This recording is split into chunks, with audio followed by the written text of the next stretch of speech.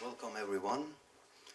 Thank you for coming to the second day of Polip Festival in Oda.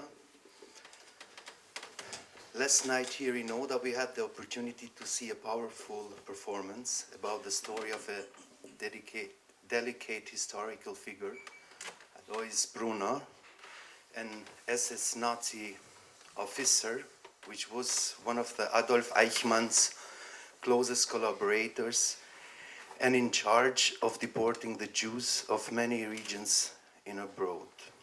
He was responsible for the deaths of the last more 120,000 people. And after the war, he escaped to Syria and was never caught and put on trial. Brunner also settled in Damascus and apparently became a secretary advisor to the president of Syria, Hafez al-Assad. So the internal performance was full of documentary moments, a reception of historical periods, and which particularly dramatic circumstances. Then the research aspect plays an important role in the performance, which the theater troupe begins to think permanently about itself, and the stage material in search of facts to share with the audience. This theatricality as a special model intersects, comments and pulls together on many levels. The actors confronts the fragmentation of the text with personal experiences, with the histories of both countries, with truths and sensitive fictions. The play, The Long Shadow of Alois Brunner, explores exile, accountability and political memory, and the complex threads that connects the past with the present. This is also the topic of today's panel, The Past Hunting the Future, creative articulation of historical moments, which we will discuss in the panel. The performance is produced by Collective Maluba in cooperation with Aeroszene Leipzig, Factory International, and Theater an der Ruhr. Directed by Omar El-Erian, written by Mudar Alhaggi, and played by Wael Kadour and Mohamad Al Rashi. I would say something shortly about the collective. Collective Maluba was founded by Syrian theatermakers living in exile in Berlin, Duisburg, Marseille, and Paris, among other places. Through their theater work, they questioned the political and social constitution of the Arab and European world in the light of recent social changes. Today in the panel, we have the three members of the collective Maluba, the name I mentioned before. Mudar is a playwright. Mohamad is actor, part of the collective, which lives in Marseille. And Wael, playwright, director, and he used to play in some of the performances. Yeah. He became No, he's professional now. He's professional actor now. Yeah, I would start actually with Mudar. Yesterday evening at the performance, it was quite challenging how the show would end. So, which should be actually the last words of the performance. So today I would like you about the first words, actually the first ideas. So, and in general about the experience of writing the text and doing this production. Yeah, the first word is the question.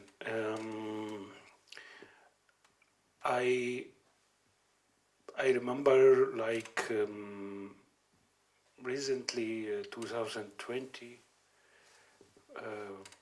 21 maybe, when I first heard about Alois Brunner story. And of course for me it was very interesting. It looks like a suspense story, but mostly for me, what was really what took my attention that it is a story of a German war criminal who fled to Syria, so he was like a refugee. And I am a refugee in Germany, a Syrian refugee in Germany. So this was the first level that took my attention in the story. But the real, let's say, not word question we started from, that I also mentioned in the play, when we start to ask the question, okay, we decided to make a play about Alois Brunner. Then we asked ourselves why we are doing this, why we want to do a play about Alois Brunner. And here I'm just like mentioning the moment I already mentioned in the play when me and Wael were in Amsterdam asking the question. Because just like taking it as a suspense story, that was not enough for us to make a play. So the question was the first moment of the whole journey, and I can say that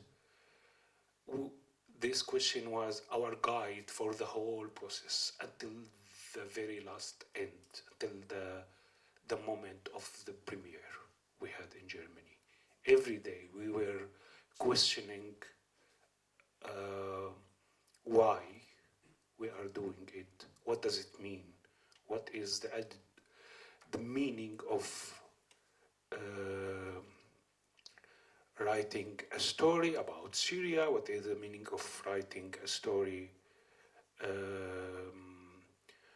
about Alois Brunner? But also,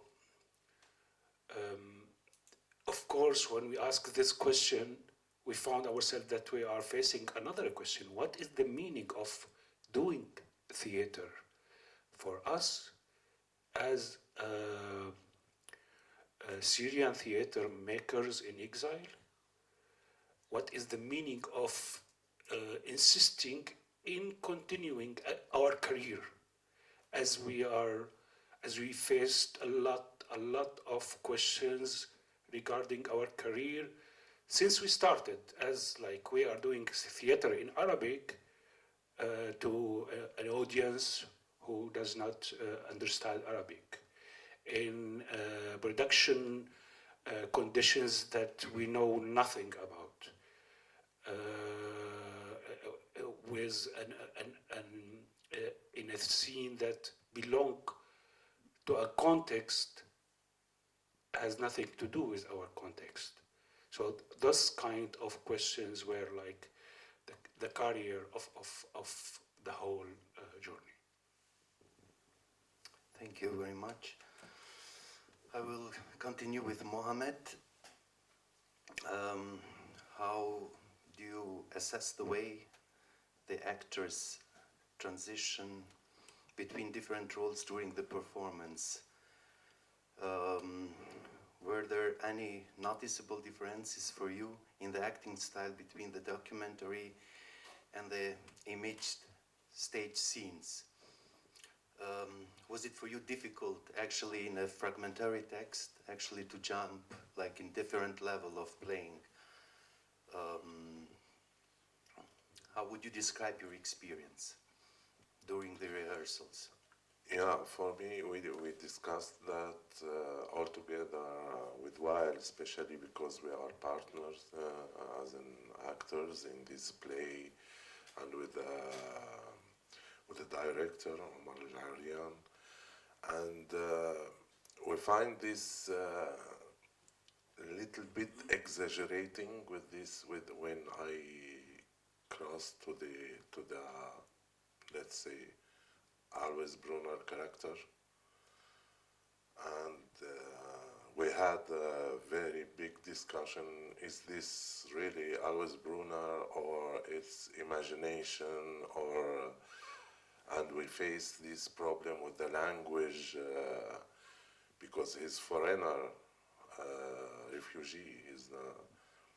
But we find after that he speak Arabic very well, dialect Arabic, like, yeah. So we reach this kind of little bit exaggerating character, because for us, of course, he's a criminal.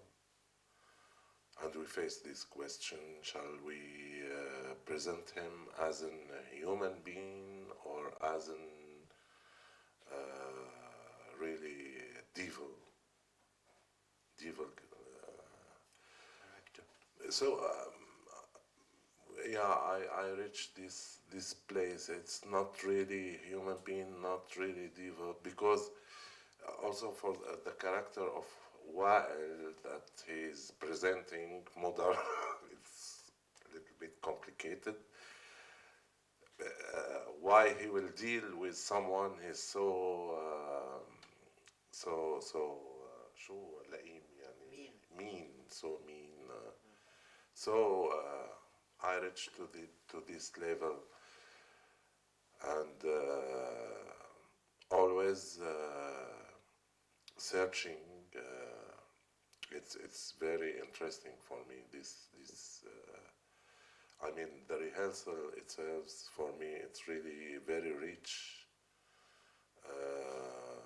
period during creating a show, and it's something else, nothing to do when we start presenting, because maybe while you mentioned that, maybe before, that also when we start presenting the show, it's a work in progress. Always we are going more and searching more with the audience. When we have the feedback from the audience, and so it's always for us it's something rich and interesting. Did you have the final drafts of the text? I Or will were not pieces coming like day after day? I will not find. I prefer not to find it, just to search. Yeah, you mentioned the director Amar, which is not actually today in Pristina. But I would ask then, Wael, how did you collaborate with him actually? What was his first impression of the materials? Which kind of images he had actually in the quite very beginning to build actually this working with Omar during the project? Yeah, I mean, yeah, of course we started working with Omar. I mean, this is not the first production that Omar directed for the collective. He directed one of Mudar's plays in 2019, if I'm not wrong, The Return of Danton. So it was the second, and because that occasion, that success also of that production, we recontacted Omar for this production, and he was so generous. So he accepted. He got involved with us through the writing process. Since the writing process, so many Zoom meetings before the rehearsals, and then the 5-week rehearsals. And as we said, it's also he has a great input regarding the dramaturgy as well. When we with Mudar during the first week, the first 10 days of the rehearsals, when we just put the text on the wall and we just went through all the text and really made choices collectively, which was for me very rich experience. When I really watch a very experienced and well-talented director who is super open to discuss, to talk, to review his own opinion every morning. On the stage, Omar was also so clear for the choice of being really minimalist, working on the actors much more on the setup. So he made that choice in early stage about that this production should be not heavy tech-wise, which was also it gave us a lot of time in order to talk and to work on the acting and the scenes. And also I think I must say that because in our collective we usually work with limited budget, which is it requires really a very sensitivity of the leader of the project, and in this case was Omar. Because he has this ability to adapt. I mean, Omar used to work in London with big theaters, big huge production, etc. But at the same time, he has always this ability to adapt and to really be part of the collective, metaphorically speaking. He was part of us. He shared the journey. He was so open. He was just so clear, so transparent, sharing. And for me, it was the first time I worked with Mohamad before as a director, but for me, I mean, it's the first time I work with a director who is like not from the collective. So for me, it was very rich. I mean, I have Mohamad on stage, Mudar as a playwright, and amazing director Omar Al Rashi. I mean, so for me, it was just excellent journey, and I tried to say that in the rehearsals. I mentioned that briefly also. And also, I just want to mention that our scenographer, Jonas, he's here now. And really, he was like also with us all the time. He did great job for me. It was really magnificent. Thank you, Jonas.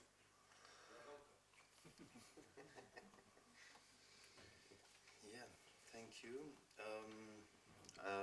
I wanted to talk a little bit about the structure of this fragmentation way of writing. How much did that way help you summarize such a complex topic with such a broad historical context? How, while you were researching, how much did the archival materials influence the play, and what direction did the text take after consulting them? You mentioned in the workshop, and even yesterday evening in the performance, actually, these questions during the rehearsal. What would you do if you would meet actually the Alois? Yeah. And my question is actually, except the hospital scene and the video club scene, let's say, actually yes. During the rehearsal, did you have another places where you would imagine him, and how? I can say I didn't decide the structure. It was not an aware decision, let's say. What I decided, or what we decided, somehow to try to be faithful to the truth, in the meaning of trying. Okay, we faced a lot of difficult questions, sometimes impossible questions to answer.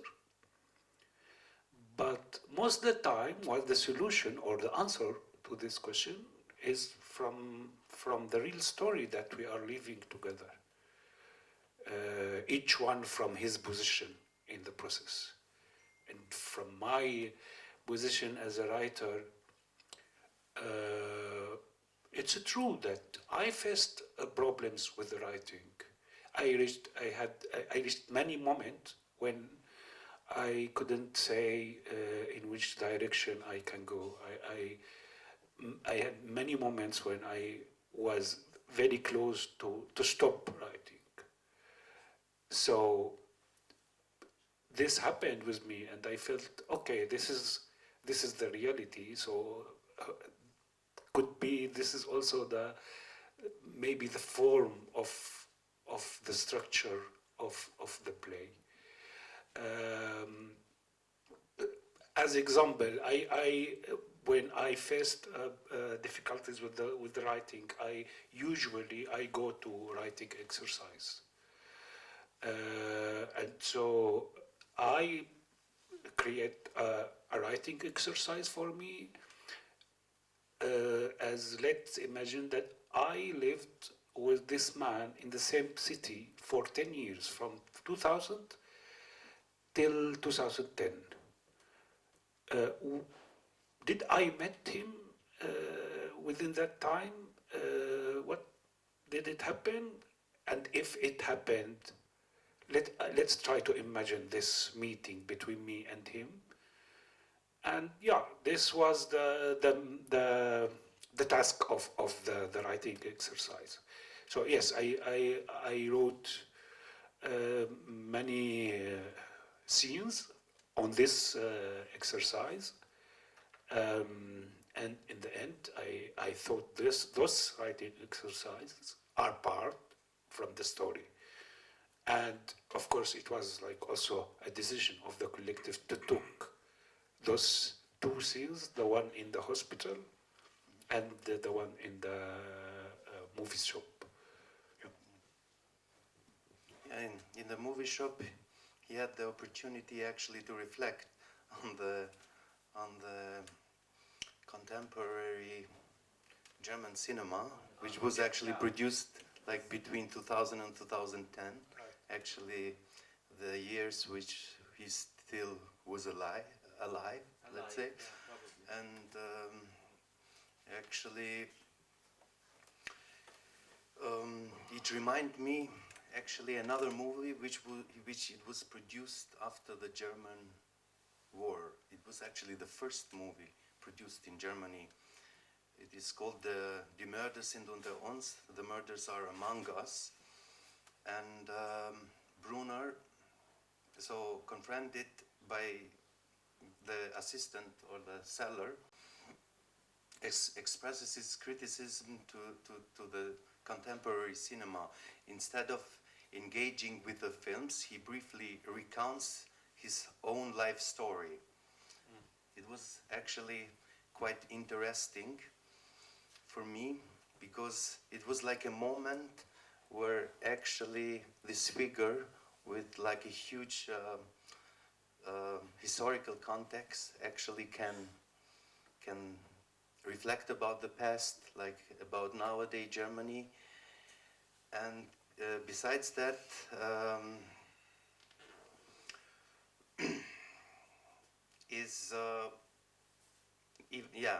why I mentioned even this German movie, it was even that like your scene and the movie, both addresses actually this past directly. By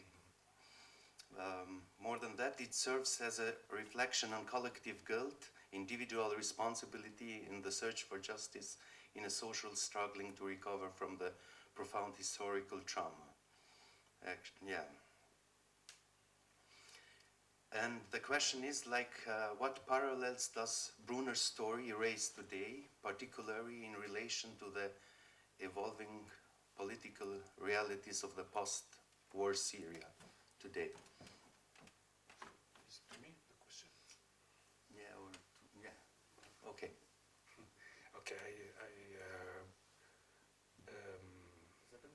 yeah. Well, I think this, of course, also was one of the aspects that exist all the time, because while we are doing this project, and we are, in general, while we are doing our theater, we were always watching what's going on in the world, what's going on in Syria, what's going on in Palestine, what's going on in Europe. We just follow and we go to like this, following the news, leading us to hopelessness, moment where no hope, where we have like no meaning, no hope. So sometimes, to think it's maybe it's scary to continue this way, and I find that it helps maybe to try to read the history in a different way, or not in a different way, but more in a way when you link the things together, when you link the history with the present.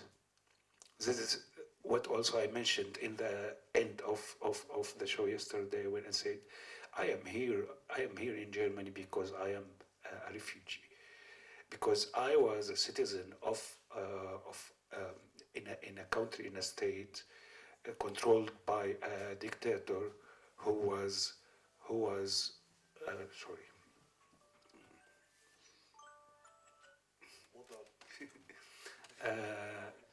So controlled by a dictator who was consulted by Alois Brunner. Alois Brunner was like helped, it's like maybe more than helped, building the security system in Syria, which is the system that destroyed the country, destroyed the people.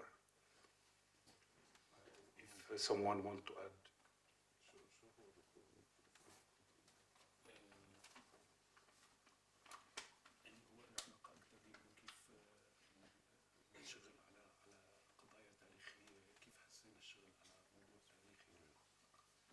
And I mean, my answer about this question would be very personal, would be that, as Mudar mentioned, for me, and I think I can talk on behalf maybe of my colleagues, especially after 2020 and 2021, after the pandemic of the COVID, and after the war of Ukraine, and after just this whole phenomena of Syria fatigue, when everybody just forget about what's going on in that part of the world. So us being immigrants or exiled in Europe and being forgotten and losing entirely, now I speak only about myself, losing entirely the hope of any change of my personal life or my political life in my country. So I was also saying that in our very personal exercise when we were been talking about myself, because at that period of time between the COVID and just before the fall of the regime, I was in that very very personal loop of having the antidepressant and relying on drugs, and between all of that I was doing this parallel life of doing rehearsal. So it was, for me, it was like it looked like I'm losing my right of having a better life, that everything is just done. So from that very perspective, when we've been working on this piece, on this play, we have this question, I mean, how can we make a piece of theater while all or part of the team, they cannot really see the future and the past always hunting them? So what is the distance, what is the safe distance when you are really part of the content of how can you deal with that? So and for Mudar, I was kind of trying to represent Mudar, or sometimes reflections of Mudar, but at the same time it was reflection of myself as well. I mean, it was really me in the scenes between Mohamad and Wael. But in the other level, when I was trying to represent or to shadow Mudar, I was also facing myself and as well.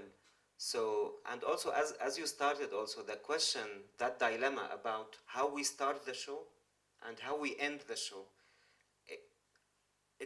For us, it was just an extension of this very hard question, that what is exile? It means, can we really identify where we are?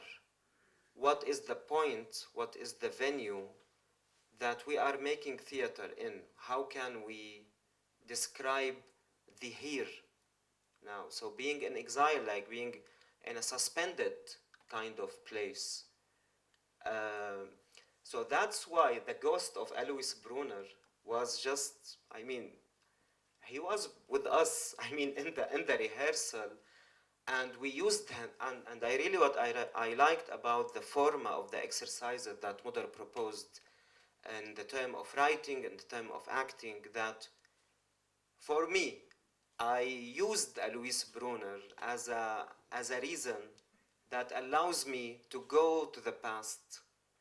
Because that was, I mean, let's imagine how we could meet Alois Brunner. But technically, I was meeting myself there. I was meeting my really previous version, and Mudar and Mohamad. We were really meeting our shadows that we left, our versions that we left suddenly 14 years ago in Syria. So, I mean, the answer, because I'm not a historian, I'm not, I mean, intellectual, I'm not like, it's just an artist who make theater really on ground. So for me, I mean, that was really personal. It developed me a lot. And what I really liked about this production, that, okay, I know that theater or art doesn't change the world at all, but always working in this production with those guys and with Omar reminded me, before the fall of the regime, reminded me that the change of the world is always possible. So just get some hope. And so, and later on, one year later, the regime fall, and I felt like, okay, so maybe I will die later, not today. This is, I mean, so I still have time. I can really improve my life. Sorry, I talked a lot, but it's very personal reflection about the project and being here, especially in this very city, sharing this with each time we learn a new layer, also a new level of the whole story of all the Balkan countries. Since we were kids, then at the university, then we were adults, then we were artists, professionals. Each time we revisit part of the history of this region. But now we are here, so I mean it means a lot to me also. That's why I'm emotional. Thank you. Yeah, here it's always remind me of Syria, of Damascus. Always, I mentioned that. Yeah. Yeah, Mohamad, can you tell us much more about your experience with Anwar Raslan, actually, which was mentioned yesterday? Yeah, the Syrian policeman and the officer, which was then recently judged in the High Court in Koblenz. And yeah,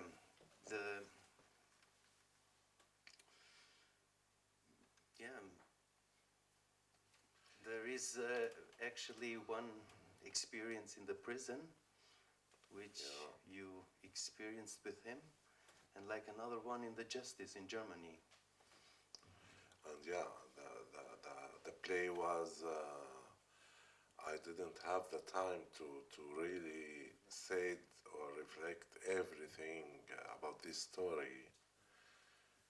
But I choose this part because Mudar gave us this space for me and for Wael to express really in this part, in this scene, about us. And I choose to speak about this story.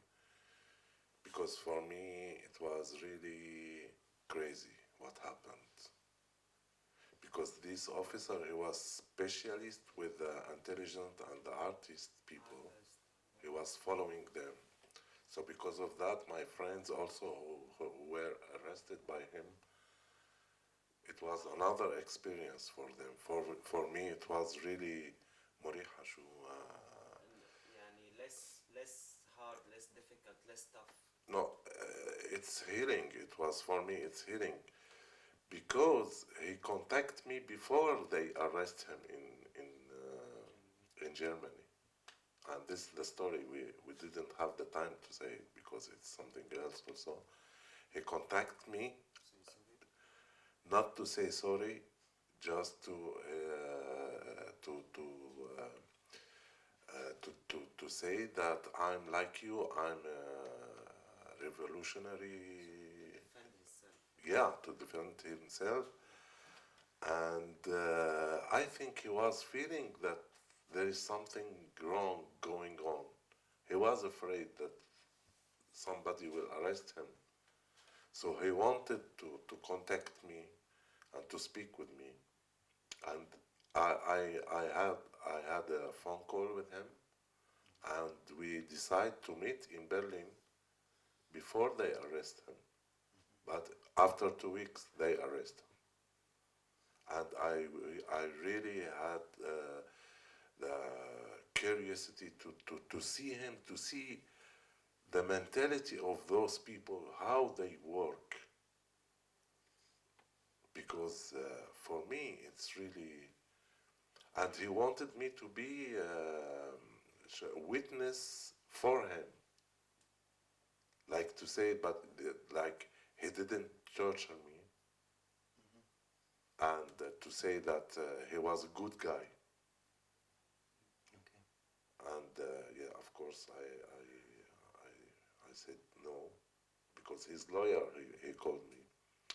So for me, it was healing really to see this guy, and it was a lot of question in my head, if he innocent or not.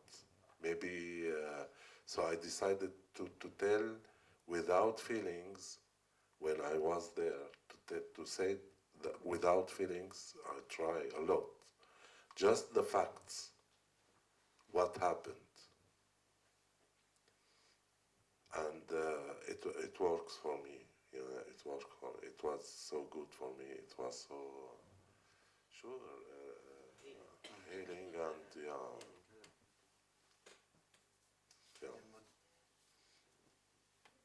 Mudar and Wael had the opportunity to have a workshop with the students at the University of Pristina.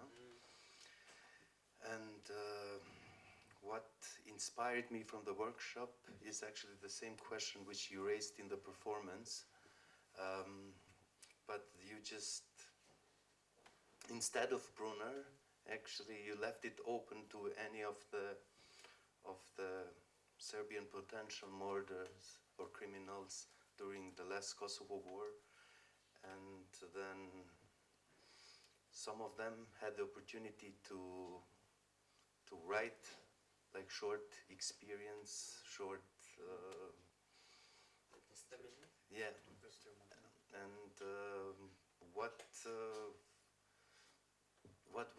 what was your experience working with them, and what are the similar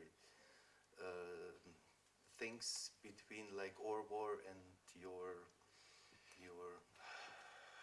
war as well? Yeah, I have to say, to be honest, Yani, I didn't have expectations when we came here.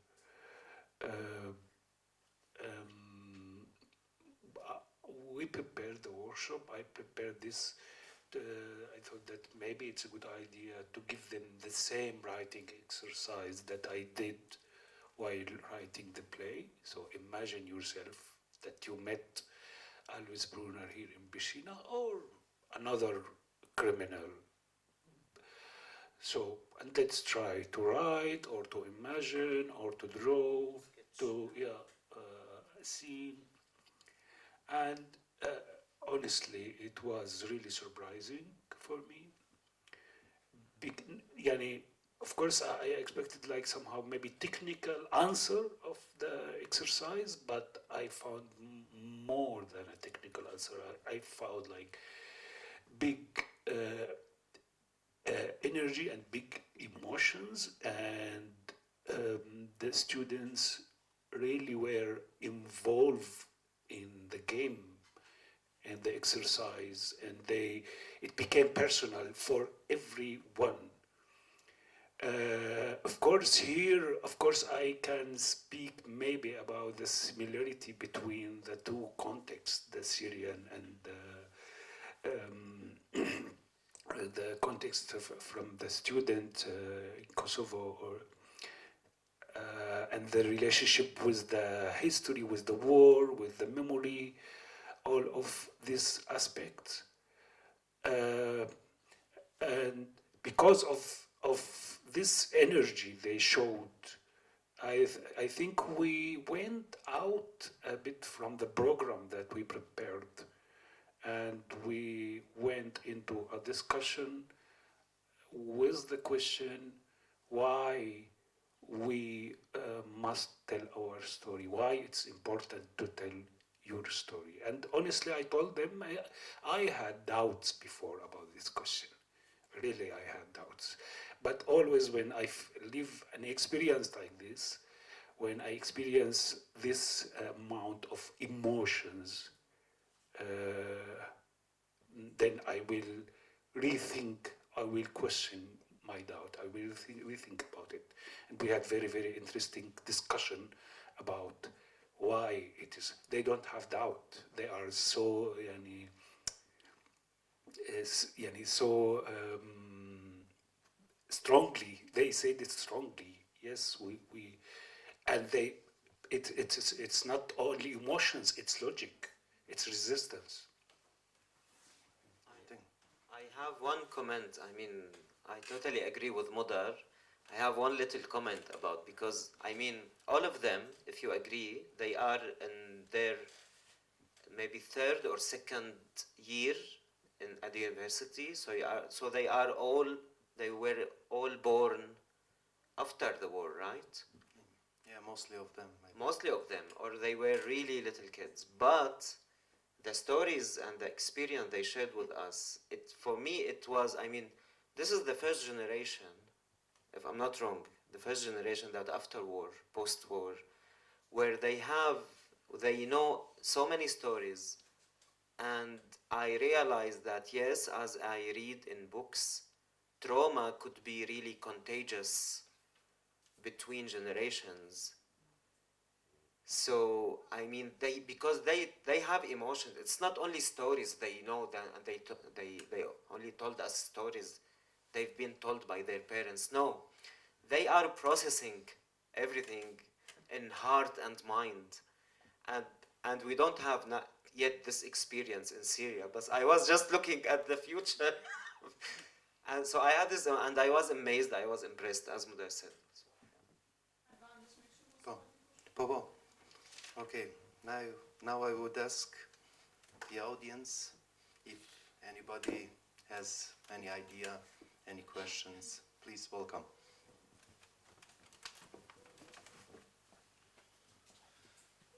Questions, comments. Does anyone have any questions? I have one of my own. I have many actually, but one. Because I think Alban covered the show part mostly, but we have been talking about this, that there is a new momentum in Syria now, and I have a personal question. Like, do you imagine yourself going back, and how do you imagine yourself making theater over there in this reality? Is it? I know it's too soon to process all that's been going on, but just a thought that I've been having ever since we decided to have you here and ever since the dictatorship fell. So I'll start. I already went back to Damascus after 13 years. It was so emotional and so strong, so مركز so was tense, so tense. My emotion was extreme with everything, extreme happy, extreme fear, extreme and observing everything, every little details, and it was so strong and so short also. It was just 14 days, and I met my ex-partners in theater, because I used to, and that's what we mentioned, that we we start our first step back in Damascus, and suddenly it cut everything, and we go to Europe to start from down the shore, تحت الصفر. Yeah. So I'm so optimistic. This is my personal. Of course, there is fear. But I'm so optimistic, and I already start to talk now with my friends, with my colleagues there, to redo something that I already did back in Damascus, and my dream now if I can do this show in Damascus, not just this, what we already did, three of us in Europe, to give them a viewpoint about what we were doing and to see what they were doing, because these 13 years, it was too much for each of us. I mean, both sides. Like we lose contact because, yeah. But I'm so optimistic, and I hope that we will do that. I'm fighting to do that. Mudar. Why? I have one. Why do you have to? I'm not optimistic at all. Not like I also went back to Syria for a couple of weeks, 2 months ago. Yeah, I'm not optimistic at all, but I'm happy. I mean, I felt like I really belong to this awful situation. In a way, it's part of me, and I'm part of that really awful situation. I felt like really I belong. I mean, it's awful. It's really corrupted. It's violent. But I mean, I didn't really feel that I'm stranger. I mean, you know, but I mean, technically, it's always about technical questions. I mean, about artists who are that maybe recently got jobs, or they have kids in school, or they have loans to the bank. So it's really technical question. Sometimes we hide perfectly behind these kind of questions to postpone the answer about that. And so many artists also, they have the ability and the desire to go back, but they don't have maybe the right papers, the right documents yet. They don't have money, because it also costs. And some artists, some artists I know, they have documents, they have money, but they no longer have families there, or houses, or places to go back. And it's one more time a new mosaic of possibilities, and Because of that also. I want to work there. Syria, it's the land of stories now, really. There is too many stories. The show must go on. Yeah. Thank you. From my side, I even can't say I'm optimistic or not. The difference is that I didn't visit Syria till now. I can't visit Syria because of my status as a refugee. If I went to Syria, I cannot come back to Germany. So I had to wait until I became a citizen. Then I go to my home. So this is why I can say I'm careful to imagine the situation now. It's true that if you don't go there, you cannot feel the air. You cannot imagine the future. But in general, I am more like very careful with hope. I think it all needs time just to find out, is it a real revolution victory, or it's only a power that took, that just kicked Bashar out and took his place. We hope not like this. We will see. Just a matter of time. Do not make it like this. Yeah.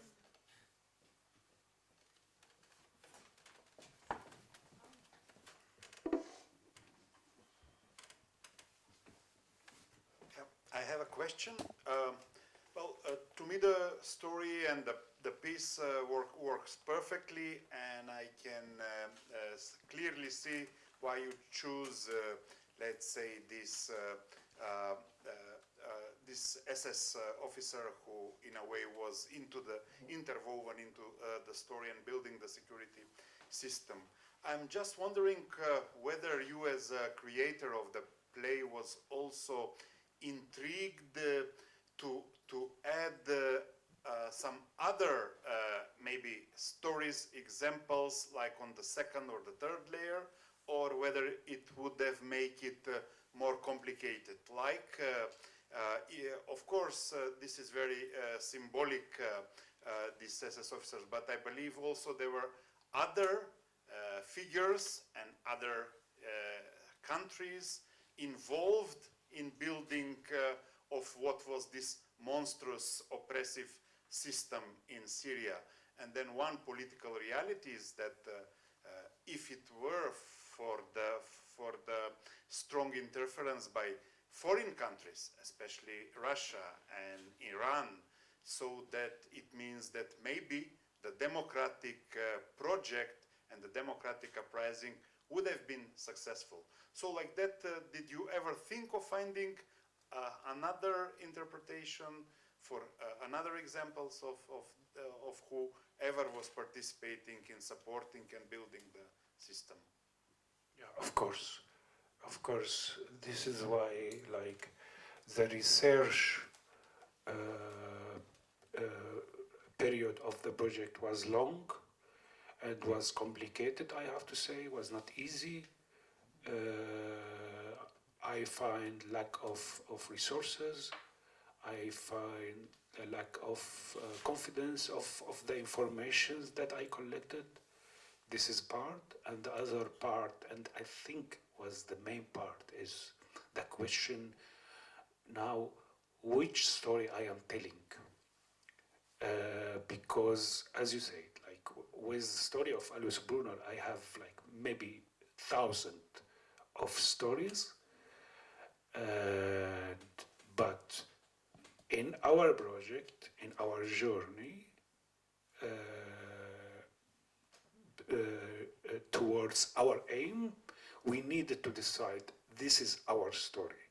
So it means that everything that not really deserving the story, we need to cut. So it's my answer is more between artistic and technical. As like I mentioned, that our director was really keen with trying to make it light piece, light technically and artistically. So this means also we need to be really careful on how much documents we are showing on stage and how we show those documents. Of course, it's limited, but we needed to do that in order to present like as much as we can complex piece.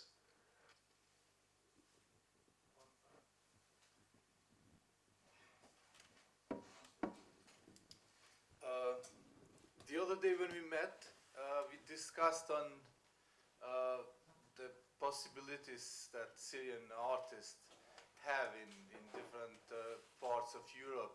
I mean, you had more possibilities, and then I'm not sure if you used the word Syria is not sexy anymore because of the war in Ukraine and because of other crises. But how is the situation right now? Is there some, I mean... Is it sexy again? Huh?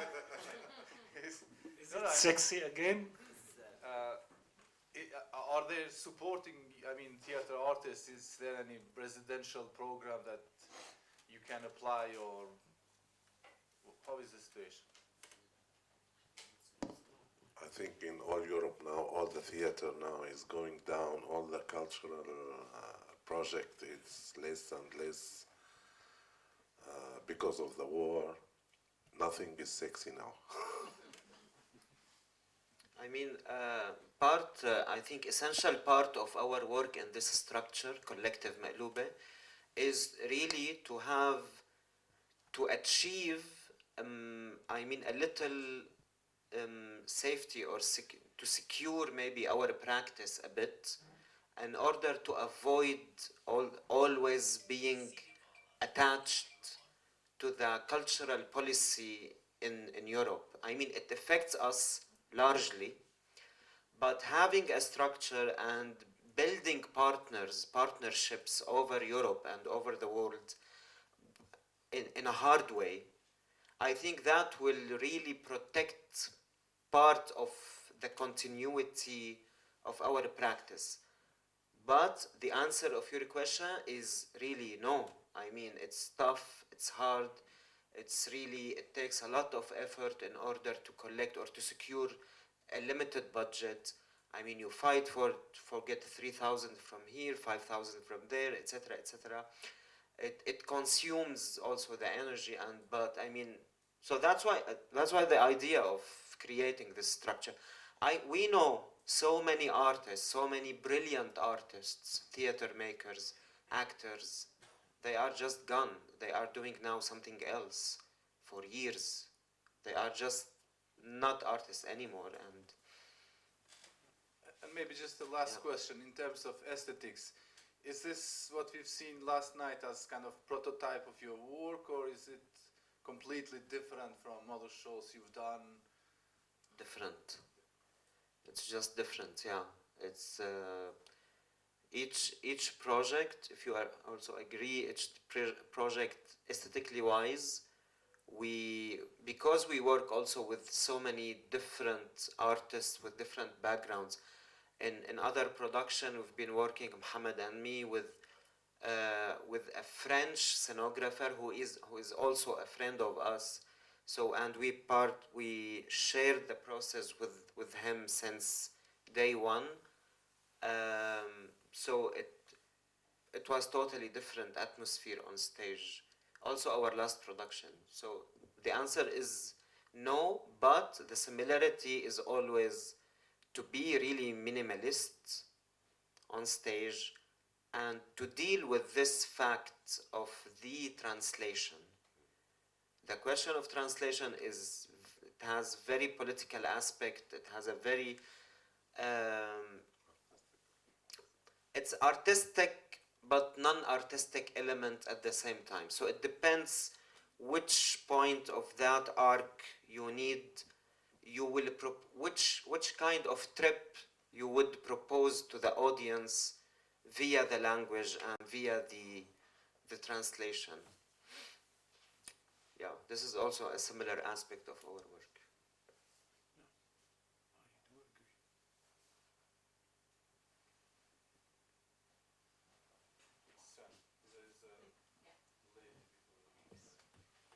Thanks. I don't have a question, I just have a comment. First, I would like to thank you for the play and for this talk today. I would like to, I mean, you've mentioned so many things and you were so open, and all along with the play and here on the stage, you talked about so many serious things, so many vulnerabilities, personal aspects, but also resilience. So I would like to thank you for sharing your story. It was very, I wouldn't use the word interesting, it was very emotional and very moving and very important. And it also, besides being emotional, I think it kind of brings up hope too. And I would like to applaud you for actually, I like the question that you ask yourself whether to continue with theater or not. So I would like to congratulate you for continuing with theater. It was really, actually, I can imagine, it was really a choice, and great choice. So a round of applause. Thank you very much for everything you've said and did. No, thank you. It's really, for me, it's hearing, I was saying, yes, in 2011, I really passed by very, very tense and experience, like it was really hard for me, and I couldn't imagine, and always the theater who make me survive. The idea of I am an actor and I am doing theater. Without this idea, I will die. It was so tough, and this idea being theater man, it's make me always observe and make distance between the action and me. It make me always think that let's observe what's happening now. Let's remember the feelings. Let's remember the actions, and this make me survive. And really, it was like this because after that, I'm doing theater, and I'm telling my story. So it's not generosity from me or from us. It's really healings for us also to do that, to make us really. So it's not just, yeah.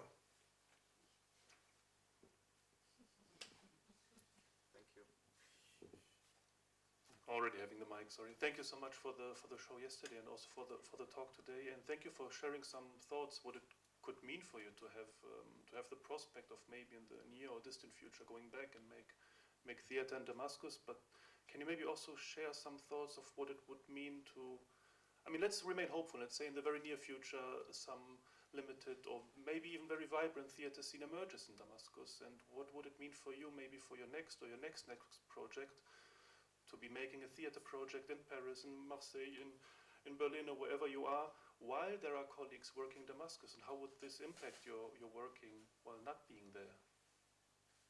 You mean working in exile? Continue working in exile while, yeah. I mean, you share some thoughts what it could mean to go back and make theater, but what could it mean to not go back and make theater for your collective or for your projects? So I will start with this. For me, it's not real come back to Syria and not real staying here. For me, it's a new opportunity, and we can make this link between Europe and the experience that we have here and what happened there, and to make this link. For me, I'm not completely going back there. I'm not hoping that, and I will not completely stay here. So it's wider now. And especially for the students there, they were in Syria like in close environment, and now that there is this opportunity to open. It's I'm so excited for that. I don't know. I mean, I already have so many questions, processing so many things, those dramaturgical questions that you cannot really start working without answering them. So that because these questions, they carry your practice. I mean, why are you doing this? Where? What the meaning of doing that? Etc. etc. So this sudden event of falling the regime that was unweighted, unexpected, I mean, like really an earthquake. So for me, I'm not trying to avoid answering, but I already have one of the answers that, because now this year I'm working on a new creation in France with Festival Avignon. So since January, just a few days after the fall of the regime, I made a choice about, I went back to Syria physically and metaphorically, and I'm just trying to work with the first director I worked with. He is a Sudanese. He was exiled in Damascus. He's Sudanese, exiled in Damascus. Yasser, our friend, where Mudar and I, we had our first experience after graduating with him. He's dead now. He died in the age of 50 of a heart attack. So I'm trying just, in order to be able to answer this question, I'm now writing a dialogue between me and him, just to revisit that, because that was his, let's say, his last creation before his death, and that was our first creation after. So I was trying really to bridge that gap after this huge shifting of context. So I prefer maybe to generate answers via practice, because I'm not the best one that I can talk about. I'm not intellectual at all. I don't know if I answered you also. Yes, I want to add that I have nothing to add. Really, but honestly, it's our everyday question. Like now, this question somehow affecting all the rhythm of our life as a theater makers, but practicing, answering by practicing. I think it's very good way to address the question, but in the same time, also as we always, yes, like the whole project of Alois Brunner came from the question that formulating our reality, maybe here the same, our doubt, our like where we are not sure, could be the basics of our future projects. Yeah. Thank you very much. I would suggest to stop here. Thank you for discussion. Thank you for being here.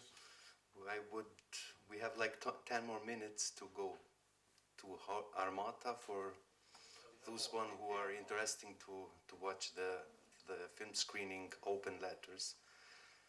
Thank you again. We have more. We have 40 minutes. The film starts at 7 o'clock there.